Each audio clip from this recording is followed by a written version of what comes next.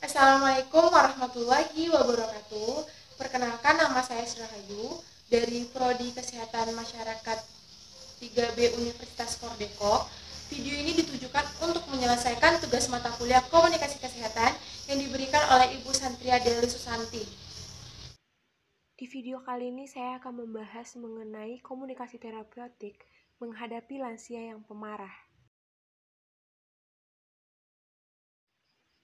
Seorang ibu bernama Siti, beliau mengeluh tentang masalah yang kerap kali membuatnya merasa stres ketika menghadapi lansia yang pemarah.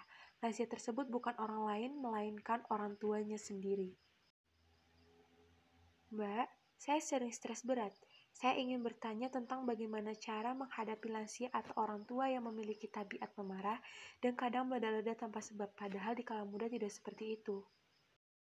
Nah, dari kasus tersebut saya akan memberikan jawaban dan tips mengenai kasus yang dialami oleh Ibu Siti tersebut. Nah, sebenarnya banyak sekali perilaku manusia saat memasuki usia lanjut. Nah, salah satunya adalah sifat pemarah. Nah, untuk itu saya akan mencoba menjelaskan mengenai cara atau tips agar bisa memecahkan masalah tersebut. Tips yang pertama adalah kita harus mengetahui jam-jam di saat lansia marah. Nah, mengapa kita harus mengetahui jam-jam pada saat lansia marah? Nah, dalam beberapa kasus, ternyata tindakan marah itu seperti deret waktu. Meski tidak semua, khusus lansia ternyata cenderung mengulangi tindakan marah di jam atau waktu yang sama. Nah, misalnya, sudah beberapa kali terjadi di sebuah panti jompo. Ini merupakan sebuah kasus ya. Jadi sudah berapa kali terjadi di sebuah panti jompo, seorang nenek-nenek marah selalu menunjukkan pukul 8 malam. Nah, kenapa dia selalu marah di pukul tersebut? Ternyata pada saat jam-jam tersebut, nenek itu adalah saat atau waktunya untuk beristirahat atau untuk tidur.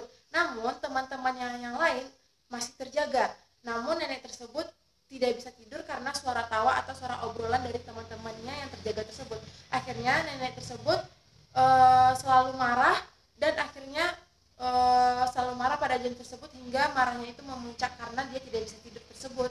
Tips yang kedua yaitu kita harus memahami atau mempelajari jenis marah dari lansia tersebut. Nah, mengapa kita harus mengetahui marah dari lansia tersebut? Marah dari lansia tersebut mungkin misalnya ada yang terjadi secara spontanitas atau dari normal hingga brutal atau dari yang tahap yang baru hingga memuncak marahnya. Nah, kita juga harus memahami hal-hal tersebut. Bila kita mempunyai orang tua atau lansia yang memiliki cara marah secara bertahap, solusinya yaitu tetaplah berkomunikasi dengan normal padanya. Karena jenis marah ini termasuk jenis marah yang normal. Karena banyak sekali lansia atau orang tua marah dengan hal atau cara tersebut. Nah, kita hanya perlu menghindari hal-hal yang dapat memicu lansia tersebut atau orang tua tersebut marah. Yang ketiga yaitu kita harus mengetahui berapa lama dari orang tua atau lansia tersebut marah. Mungkin sebentar setelah marah langsung kembali baik lagi atau ditahan berhari-hari. Kita harus mengetahui jenis marah yang seperti ini. Tips atau cara yang keempat yaitu mengetahui penyebab dari lansia tersebut marah. Nah, pentingnya untuk kita ketahui yaitu marah lansia tak lain untuk mengantisipasi agar hal-hal yang membuat lansia marah dapat dihindarkan.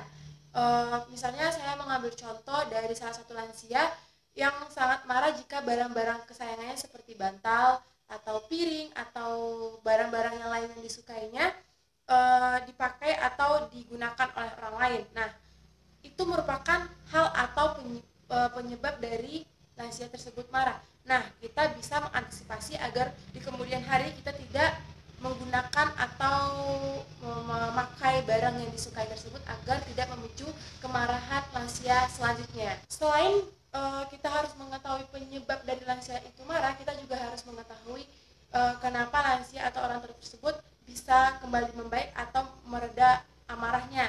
Nah, mungkin kita dengan yang muda atau orang yang memahami dari lansia tersebut mungkin meminta maaf atau dengan cara tidak menggunakan barangnya tersebut atau bisa dinasihati secara baik-baik. Jadi sewaktu-waktu apabila lansia tersebut marah, kita sudah tahu cara mengantisipasi untuk kedepannya. Yang terakhir yaitu kita harus mengetahui orang atau hal yang ditakuti oleh lansia tersebut. Nah, percayalah, di balik keberanian seseorang pasti terselip rasa takut.